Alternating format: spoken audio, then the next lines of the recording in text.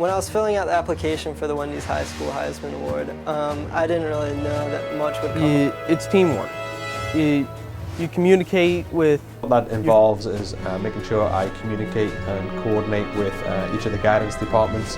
We're building a ramp for someone who really Don't can't give up just because it's hard, because I had a lot of times where I thought I wasn't going to make it. Hi, welcome to Hometown Heroes. I'm your host, Andy Kitzrow. Today via Zoom, we have Tianna Butler, who's returning from years away from our show. We're welcoming her back to the show, hoping to catch up and see what's going on in her life. So welcome, Tianna. Thank you. Thank you so much for having me. I'm happy to be here. Great. So tell us what you have been up to since the last time we spoke. Oh man, that might have been 8 years, maybe 10 years ago. So I went off to Davidson College for a couple of years. I majored in English and I minored in theater, which was wonderful. I enjoyed my time in Davidson, North Carolina. And right after I graduated from Davidson, I took a teaching fellowship at a private and independent school in Charlotte, North Carolina. And there I worked with students at the elementary level, actually writing plays for them and creating musicals for them, which was a lot of fun and honestly the best job ever. It was like playtime every day with them. So that was great. And after that, I moved back to Salisbury for a year. And I taught at the Salisbury School as an assistant second grade teacher. I then moved to the DC area and became a lead second grade teacher. And then eventually I became the associate director of admissions and the school's diversity coordinator. And I actually just accepted a new position back at my original school in Charlotte, North Carolina, as the assistant director of diversity planning. So I'm in the process of moving back to Charlotte after a bit of time away. And so I'm really excited. That's awesome. A lot going on. So you landed in the education field. Lifelong passion of yours? No, actually. Far from it. I know when I was younger, when I grew up, I wanted to be either an actress or a lawyer. And when I got to Davidson, I decided law was out of the question. I took a political science class and was like, not my thing at all. And I minored in theater. But it's funny how we have these, goals and passions in mind, and God kind of redirects our path somewhere else. And I feel like that's what he did with me in education. Once I graduated from Davidson, I had the option of either going to seminary or of taking this teaching fellows job. And so I took the fellows job and fell in love with teaching and education, especially that younger age group, the elementary age. And it's been something that keeps me going every day. I'm just incredibly passionate about it. And I'm happy that I have the opportunity to work in this field. So that's really cool. So in a sense, you are living vicariously through your students by teaching them plays and musicals. So what's that like being a creative person on the back end, kind of coming up with the acting, scripts and stuff? Yeah, so I think it was so much fun for the first 2 years, because as a creative person, you have all these ideas, you get this energy. I know I would spend days writing scripts for the kids, and I would get to talk to each individual class of students and say, okay, tell me your talent. We'd have a kid who could play the piano. We have a kid who did gymnastics. And so I was able to take those qualities and their skills and their talents and embed it into the play that I was writing. So that was so much fun. But when you are writing a new full-length play and really putting it on every month, it is incredibly exhausting. So while I enjoyed doing that, I know that I had to pace myself and not, do a burnout. So it was great to be able to have that creative essence and bring it into my job. And I think as I moved through my time in education as an educator in the classroom, like second grade, I was able to do it in a more healthy way, a way where I wasn't burned out, where I would teach kids how to read through being able to do various plays. And that was fun. So I've learned how to manage my creative energy and found great ways to incorporate it into the work that I do. It's awesome. Continuing with the teaching side of it, what took you to the DC area? Just opportunity, or did you want to just mix things up, leaving Charlotte and going into that area? Yeah, well, what originally brought me back to Salisbury when I started at the Salisbury School was I wanted to be closer to family. So both my parents live in Salisbury. I'm really close to my family, really close to my parents, and I wanted to be able to spend time with them more. So I was in Salisbury for a little bit longer, and then I decided that I wanted to branch out a bit more, but stay within, 2.5 hours of being away from them. And so the DC area called. It was a great opportunity. I never imagined myself living in DC ever because the traffic is insane. There's so many one-way streets and like it's just insane. So the fact that I moved here and I've thrived here for 4 years, I think says a lot. It's a great area. It's incredibly diverse. There's so much to do. But given that I'm from Salisbury, I miss that like sort of semi-southern, deep home feel where there's, fields of grass and, you have your space. So I appreciated my time in the DC area, but I'm ready for a more homey change. Cool. It's great to have an opportunity to go back kind of where you started everything off in the Charlotte area.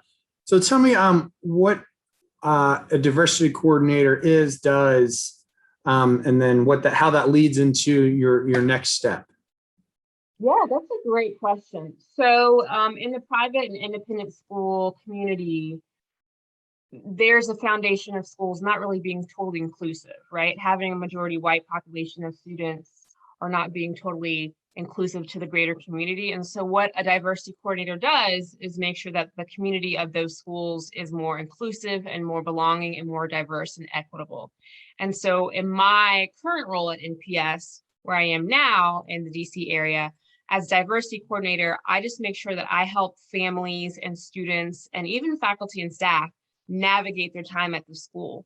And whether that's through creating spaces for students of color to come together and talk weekly with a lunch group, or whether that's creating informational programs to educate parents about how to talk to their kids about racial inequity and the protests that have been happening, or that could be working one-on-one with teachers or grade levels and how to embed DEI and belonging work into their curriculum, into their lesson plans. And so that's really what my goal is. And just to be a support system, to be a listening ear.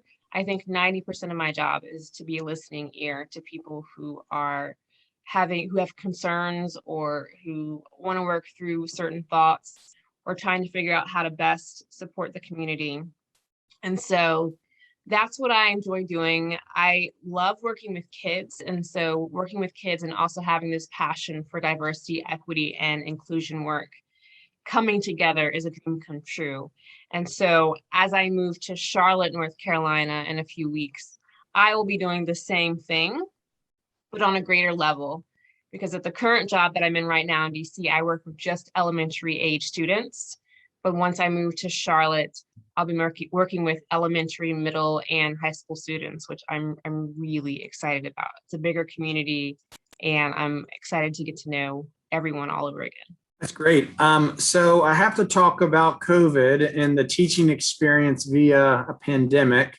I think the pandemic was hard on everyone, and especially in a school community, it was hard on all different constituencies. It was hard on the administrators. It was hard on the educators. It was hard on the parents. It was hard on the kids, it was hard on everyone. And while I wasn't directly in the classroom during the pandemic, I worked closely with a lot of teachers who were in the classroom, and there was intense stress because you have students who might have been able to come in for a hybrid model, 2 days a week. And then you have students in the same class who elect not to come in at all. And so essentially teachers were teaching to students in person, but also having to, readjust and look at a camera or look at an iPad and teach at the same exact time. And some people might think that is pretty easy to do, right? You just shift from one area to the next, but you have to keep in mind that there are technical issues. Sometimes the kids can't hear as well on Zoom as the other kids do in person. There's issues related to equity, right? sometimes the kids in person are receiving more instruction and more time than the kids that are on Zoom on the iPad. And so teachers were feeling worn out. I know we switched from a full distance learning model to a hybrid model to another hybrid model to a third hybrid model by the end of the year, and teachers were just exhausted. I mean, there's so much shifting going on. And I think at the same time, teachers also felt, in a sense, underappreciated, that could be said for any group within that community. So it was a hard year for teachers, a year that I think strengthened teachers, but also pushed them out of the classroom just because it was incredibly challenging. But I know that we're moving forward, and I'm hopeful that this next year in education will be easier than the year before. And I don't know if everything will be fixed, but our teachers definitely deserve all the kudos and applause and all the gratitude in the world. So I worked closely with the counselors at our school to create optional time for students to drop in and talk about how they felt about the election connected to our school's core values of love, honesty, respect, responsibility, and safety. We could say, hey, we know this is a really scary and uncertain time for a lot of people. There's a lot of differing opinions, but here's how we can come together and talk about these things as a community where we support and respect each other based on the core values of our school. So it was palpable and it was uncertain, but I'm thankful that my school community was able to get on top of it and have those times for community building and open dialogue for not only students, but also faculty and staff. Understanding, and then also just you helping kids. I mean, and being that person, me being a parent of a 5 and 2-year-old, knowing that having the teachers and those role models there for the kids through, navigating just the school or just their day-to-day life. What's it like being in, serving in multiple capacities, but really having an impact on young people in your community? It is the greatest feeling. It is such a blessing, Andy. I know growing up, I had a few teachers or educators who took the time to really see me and get to know me and hear me. And I can feel their influence now on what I do, right? I can feel their influence when I worked with second graders and I was teaching them how to read and I was sharing that passion of reading with them. I can feel it as a diversity coordinator when I make sure that our school is totally inclusive and I'm making sure that all students are seen and heard and that they feel valued in the school community. And then, I also feel it just in large in working with the parents and faculty and staff to ensure that they have what they need to succeed as educators and administrators. And so it feels good to be able to give back. In a sense, I felt like Salisbury cultivated this within me all the years that I was there and through YLA. And I'm just glad that I'm able to use all the skills, all of really the essence of community that I learned in Salisbury and the work that I do now with all those different groups. And it feels like a dream to be able to do it every day and get paid for it. So I can't complain. How about additional personal growth, just seeing, as a high school student participating in that academy, maybe having some of your role models or mentors around your life, and now you've switched roles and you are now in the role reversal where you get to help mold, moving into this high school as a diversity coordinator, not just little people, but the middle and high school students. You're going to be having an impact on their lives just as much. So what's it like to see that 360? It's funny because I think working with the Youth Leadership Academy allowed me the time to still be a teenager, but still to expand on my leadership skills. And I think having that perspective as a teenager that was given leadership opportunities, I'm now able to see that and other students as well and cultivate that and nurture that within them. And I remember being a part of YLA and thinking how cool it was to be able to, lead a class of students or kids or help out in a certain way or prep the program, and feeling that sort of agency at a young age was powerful. And it gave me the confidence to believe that I could really be, a real leader in real life one day. And so now that I've gone through that, I see it in other students, and I'm able to give them that same opportunity. I'm able to give them that same encouragement, that same nurturing, that same confidence that I was given through YLA, and also make sure that it's fun. Because one thing that I really appreciated about the Youth Leadership Academy was that it was not only helpful in fostering those leadership skills and building great friendships, but it was so much fun. I mean, I have so many fun memories and pictures and quotes from my time there. And the friendships that I developed were so meaningful. I want to be able to help a lot of the youth have that same or similar experience, and then grow up to know that they can be great leaders as well. Because, as cliche as it sounds, they are the future, and we've got to pour into them just like, YLA was pouring into me at a young age. That's great. I really appreciate you sharing some of that. So where you were going back to school, remind me, is that a public or private institution that you're school that you're going back to? In the school in Charlotte? Yeah. Yeah, that's another private school. So yeah. Okay. Do you know if they were disrupted this past year for COVID? And are you going into a kind of this fresh start there too, of bringing people back into the classrooms, or just undoing, or I guess refocusing how education was, and what role you're going to play from top down? Yeah, I think for them, they were very fortunate enough to have the resources to really expand their safety and healthcare for students and faculty and staff at the school. So I think last year, when most schools at the beginning of August were transitioning into the school year and full distance learning, the school that I'm going to was actually transitioning into, full in-person learning for every student, with all the safety measures and precautions that are needed. I know they hired extra nurses and had testing on site. And so they were really fortunate enough to have those resources to allow kids to have what, in a sense, could be considered as normal a school experience as possible. So going into this community that's done such a great job with this, I feel really comfortable knowing that the school year may not look 100% what a normal school year looks like, but they are definitely trying their absolute best, and students will probably feel comfortable entering the classroom this year, as opposed to if they were to enter it in a hybrid mode or in a distance mode. But I'm grateful to support students, in any capacity I can in this position. So, yeah.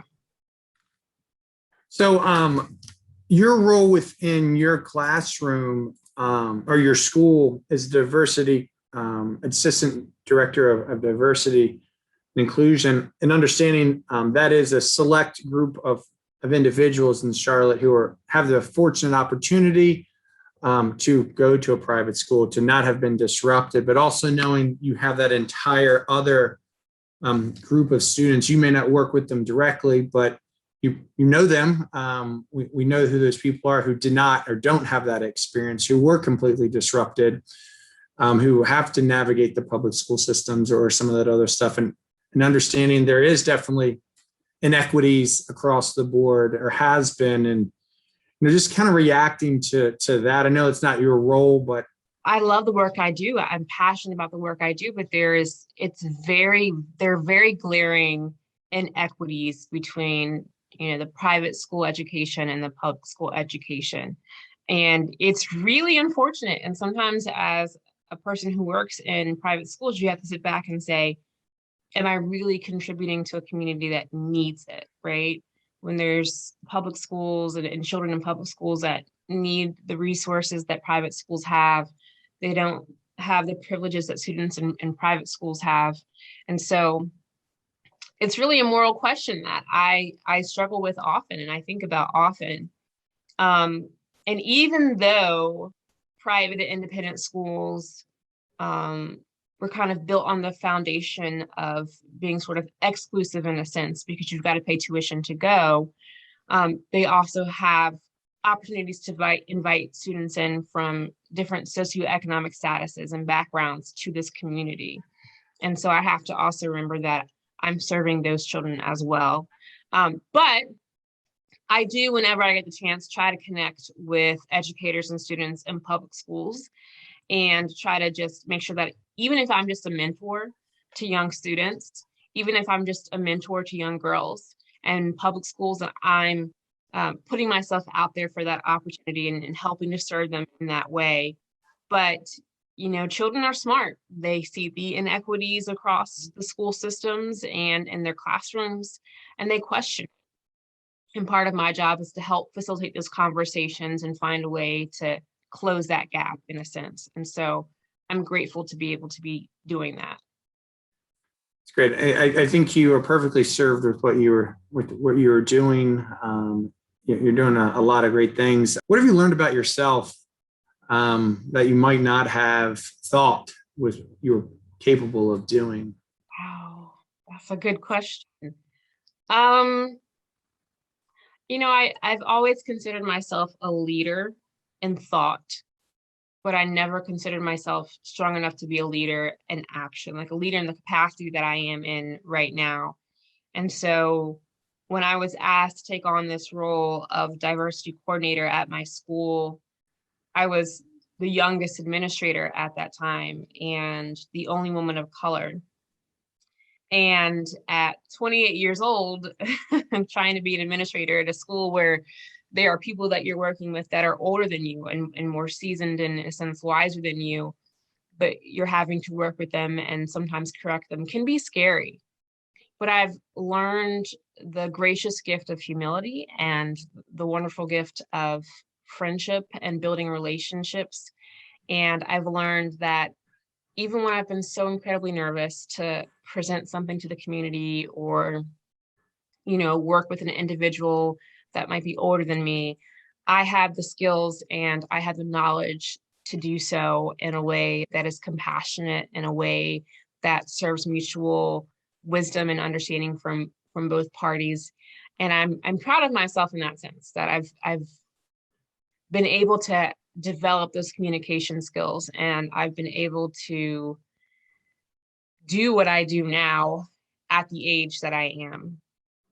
And I'm thankful for the growth, man. I'm thankful for the challenges. I'm thankful for the mistakes, because the mistakes, man, those are hard learning lessons, but we all need to learn them. So I'm thankful for that growth along the way. That's great. Yeah. High risers do face challenges, or quick risers, but it's great that you've been able to accomplish what you've accomplished so quickly. Why is what you do so important? That's a good question. I think if we look at the foundation of our society, and the way that it was built, it was in a sense structured to keep certain people out of the community. And whether people saw that as being done intentionally or unintentionally, it happened, right? The intent might have been different than the impact. The impact is what landed and what we're dealing with today as a country and as a society and as a community. And so it's really important for people to be able to thrive and have the equitable experiences that they need to succeed. And with all of the inequities in the world, you know, it's not that people they aren't getting the opportunities that are commensurate with others to be able to succeed. They aren't being provided the resources they need to succeed. And so we see a continual perpetuation of different stereotypes and different socioeconomic issues. We see a perpetuation of different harmful, you know, thoughts and words towards others, because we aren't combating the issues of racism or, you know, differences in ability among a wide swath of social identifiers. So it's important because everyone is human. Everyone deserves just human decency and dignity. They deserve to be understood, to be valued, to be heard, and to be part of a community. And if we want to make sure that our students are growing up to have a just moral compass, to be able to navigate this global community that we're in, right?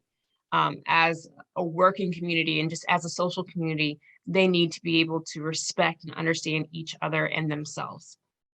And so that's what diversity, equity, inclusion, and belonging and justice are doing, is making sure that we create a more just society for ourselves and for our children and their children, and that we're making sure that we are giving a microphone to those voices and amplifying what needs to be said.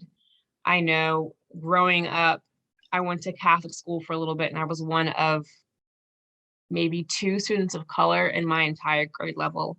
And I know how that felt to be sort of on the outside, to kind of be looked at differently because you're a Black girl in a predominantly white space, and how things were taught, and how I didn't learn about my history because that wasn't a part of the curriculum.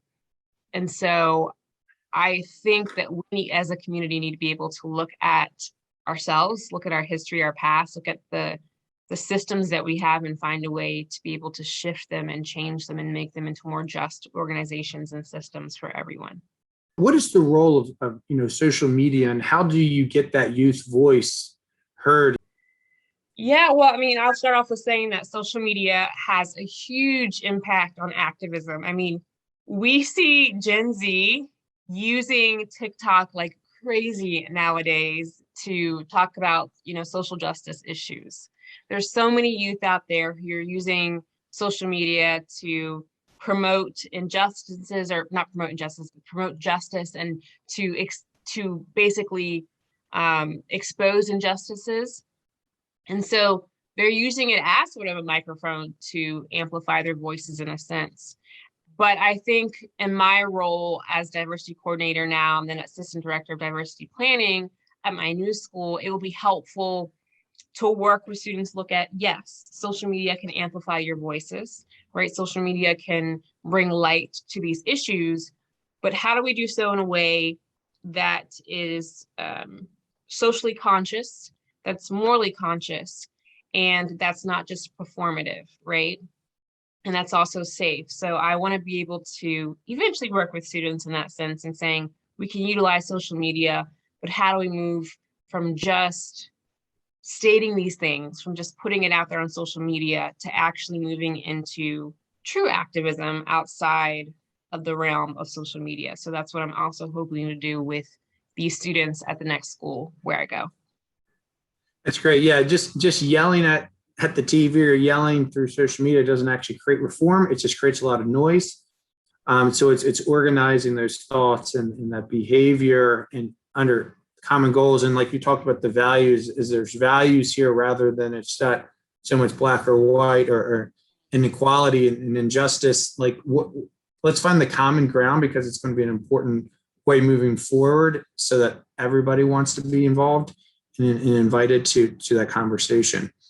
I wish you the best in North Carolina. Did you have any other comments that you wanted to make? Here's your platform to say a few things.